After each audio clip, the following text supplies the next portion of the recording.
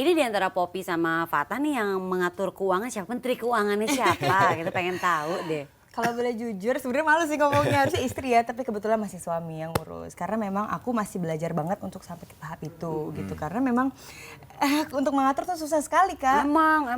Gitu. Aku Jadi juga pelan-pelan masih lah. susah kebetulan gitu. Fata ini memang termasuk orang yang sangat pintar memanage uang gitu. Dari dia oke. kecil sampai sekarang pun aku diceritain sama ayahnya juga memang pintar sekali. Sebenarnya gitu. cuman pelit aja. Katanya kalau nggak Beda kayak pinter kaya. sama pelit tipis ya. Beda tipis ya antara pelit sama pinter ya. Gitu. Kita awal nikah tuh agak berantakan karena saya masih nggak mau terima. Udah keuangan kamu aja sana pegang urusin. Yang penting saya ngurusin keuangan saya. Jadi nggak mau gabung. Oh, gitu. sendiri-sendiri. Masih gengsi. Gitu. Sampai akhirnya sekarang pelan-pelan nih lagi mau coba untuk digabungin, tapi malah jadi bingung gimana untuk membaginya gitu. Oh iya. Nah idealnya tuh sebenarnya gimana sih? Apakah dia harusnya diomongin dari awal? Terus kalau diomongin dari awal udah keburu takut lagi. Ini belum apa-apa nih belum. Udah ngajakin ngomong. kan? Iya. Begitu ya, Jadi gimana tuh Pak?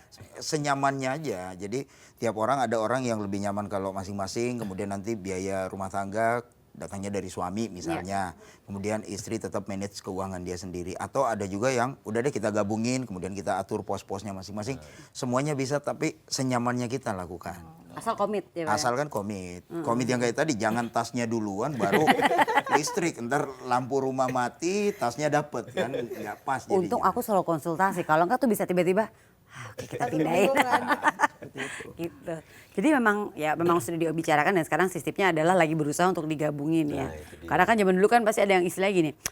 Maaf ya, milikku bukan milikmu, ya kan udah nggak zaman tuh. Paling umum zaman dulu kan. Iya, Atau zamannya uang istri, uang suami, uang istri. ya itu, Kan maunya gitu sih kan. begitu.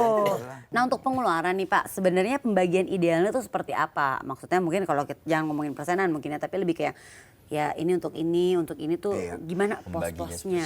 Sebetulnya paling gampang itu berapapun income yang kita dapatkan, kita mesti ada istilah di dalam investasi ataupun di dalam motivasi keuangan itu adalah pay yourself first. Jadi berapapun income saya mesti bayar dulu diri saya, bukan urusannya belanjain sampai habis, baru sisanya ditabungin. Justru saya mesti bayar diri saya sendiri dulu, baru saya nabung, setelah itu baru pos-posnya diatur.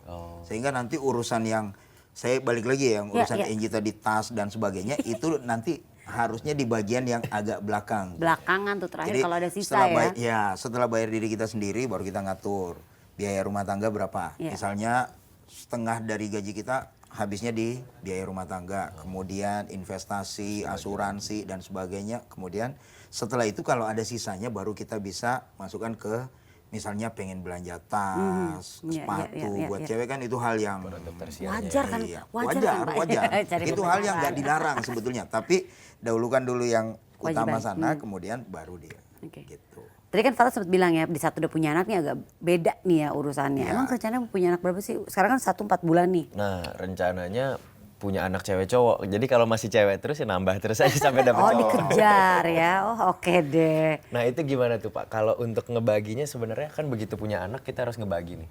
Harus Ya, mempersiapkan pasti.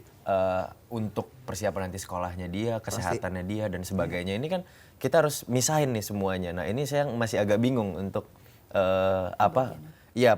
komposisinya tuh seperti apa sih sebenarnya? Betul. Itu hal yang sangat umum ya. Jadi intinya gini, di dalam setiap perubahan life stage atau tahap kehidupan seorang pasti ada perubahan yang berpengaruh terhadap keuangan. Kita bisa investasi untuk mempersiapkan masa depan anak, tapi juga yang lebih secure adalah kita menyiapkan dana pendidikan melalui asuransi. Itu bisa menjamin kalaupun orang tuanya tidak nantinya terjadi sesuatu kemudian tidak bisa ada lanjut lagi, untuk membiayai ya. anaknya tetap bisa lanjut sekolah. Kenapa? Karena ada perusahaan asuransi yang mengcover itu. semuanya ya. Betul. Nah, kan biasanya kalau perusahaan asuransi itu kan mereka pembayarannya rutin, misalnya dibuat rutin tiap bulan atau tiap tahun. Nah, bagaimana menghadapi buat kalau misalnya kita penghasilannya itu nggak tetap? Gitu. Nah, kalau income yang tidak tetap, kita berpatokan kepada pengeluaran.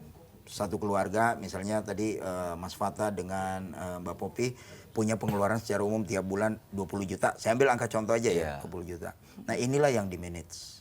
Supaya kejadian apapun kita akan secure di angka 20 juta. Jadi pada saat income lagi tinggi, kita simpan dulu lah sebagian. 20 juta kali berapa 20 bulan tuh juta. sekalian gitu ya misalnya ya Iya, Pak Ihsan ya. gitu loh. Jadi harus ada yang namanya dana yang kita siapkan kalau terjadi hal-hal yang seperti tadi. Tiba-tiba drop, nggak ada proyek sama sekali, nggak ada income bulan ini. Toh kita masih punya cadangan. Ini ngomong-ngomong kok aku nyium bau makanan ya? Astaga aku bikin kue. Kita aduh. Keenakan ngobrol. Aduh, ya semoga nggak gosok. Kita mendingan sekalian pindah aja yuk ke dapur, dapur, ke dapur, ke ruang makan. Aku panik Pak. Kue kayaknya gosong loh ini Pak.